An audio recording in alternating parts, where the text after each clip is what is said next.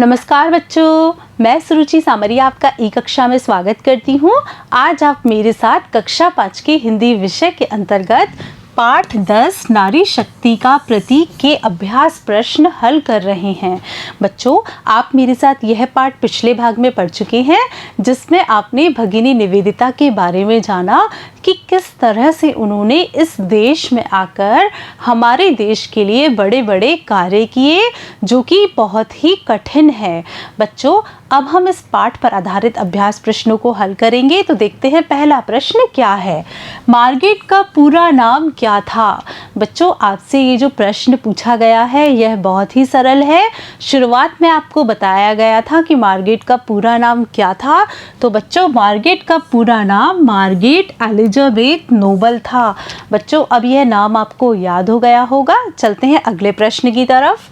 Margaret को नया नाम निवेदिता किसने दिया? बच्चों, जब आपने पाठ पढ़ा था तब आपको बताया गया था कि मार्गरेट को नया नाम कब और कैसे मिला। बच्चों, यह नया नाम स्वामी विवेकानंद जी ने दिया था। और कब दिया था? जब मार्गरेट स्वामी विवेकानंद जी से मिली थी और भारत आई थी तब। भगिनी निवेदिता किस देश से भारत आई थी? बच्चों, यहाँ यह पूछा जा रहा है कि भगिनी निवेदिता किस देश से आई थी भारत। तो बच्चों, ये आयरलैंड से भारत आई थी। चलते हैं अगले प्रश्न की तरफ। रिक्त स्थान की पूर्ति करें। बच्चों, यहाँ आपको क्या करना है? आपके सामने एक पंक्ति है, पंक्ति में कुछ खाली स्थान है। इस खाली स्थान पर कौन सा शब्द आएगा आपको यहाँ से चुनकर लिखना है। और यह कार्य आपके लिए बहुत सरल है, क्योंकि पाठ आपने बहुत ही ध्यानपूर्वक पढ़ा है। भगिनी निवेदिता का जन्म में हुआ था, परंतु उन्होंने भारत भूमि में अपनी के दर्शन किए थे। तो बच्चों, क्या आएगा? भगिनी निवेदिता का जन्म कहाँ हुआ था? मातृभूमि में, आयरलैंड में, शिक्षण में, देहांत में। क्या लगता है आपको बच्चों, क्या आएगा? यहाँ आएगा आयरलैंड, कि भगिनी निवेदिता का जन्म आयरलैंड में हुआ था। फिर देखिए, परंतु उन्होंने भारत भूमि में अपनी के दर्शन किए। अपनी किसके दर्शन किए? बच्चों, मातृभूमि के दर्शन किए। चलते हैं अगले प्रश्न की तरफ। बचपन में ही इनके माता पिता का हो गया था। बच्चों, क्या हो गया था? देहांत हो गया था। चलते हैं अगले प्रश्न की तरफ। मार्गरेट को का कार्य अच्छा लगता था। मार्गरेट को क्या कार्य अच्छा लगता था? मार्गरेट को शिक्षण का कार्य अच्छा लगता था, और वो 17 वर्ष की उम्र से ही शिक्षण कार्य करने लगी थी। सही उत्तर का क्रमाक्षर कोष्टक में लिखें। बच्चों, इस प्रश्न में आपको क्या करना है? आपके सामने एक पंक्ति है, पंक्ति के उत्तर से संबंधित आपके सामने 4 विकल्प हैं। उन 4 विकल्पों में से आपको सही विकल्प चुनना है। देखिए, 17 वर्ष की उम्र में भगिनी निवेदिता ने कार्य प्रारंभ कर दिया था। कौन सा कार्य प्रारंभ कर दिया था? क्या समाज सेवा करनी प्रारंभ कर दी थी? नहीं बच्चों। पढ़ाई करना? नहीं बच्चों।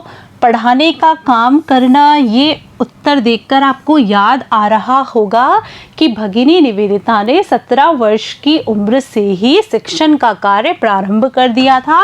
तो हमारा सही उत्तर है ग। बढ़ते हैं आगे।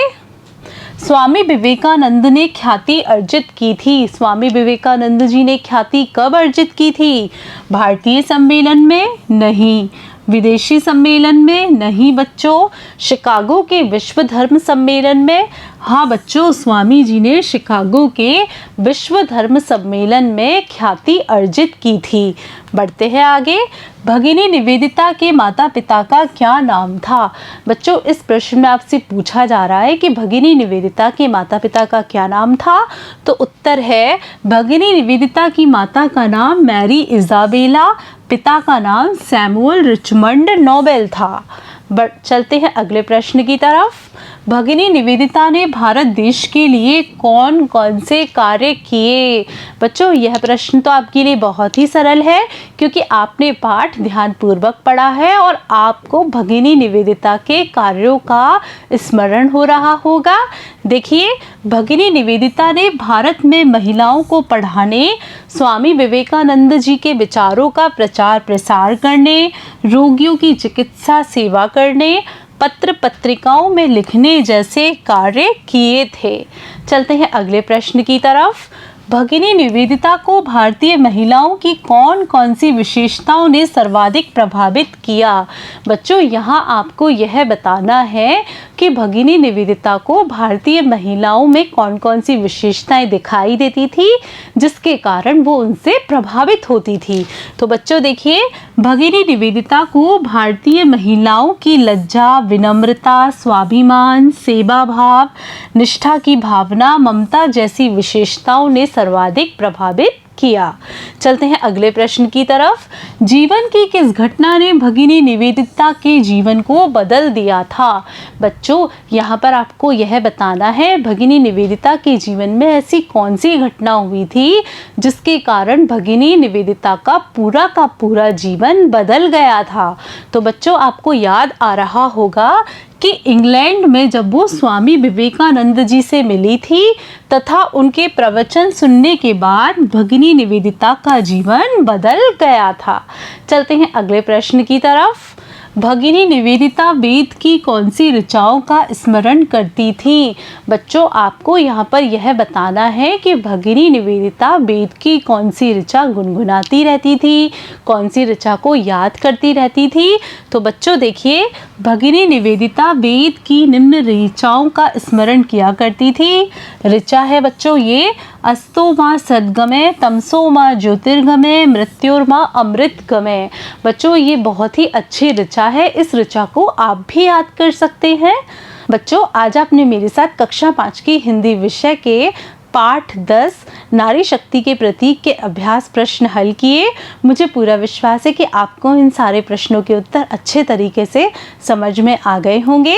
नमस्कार बच्चों।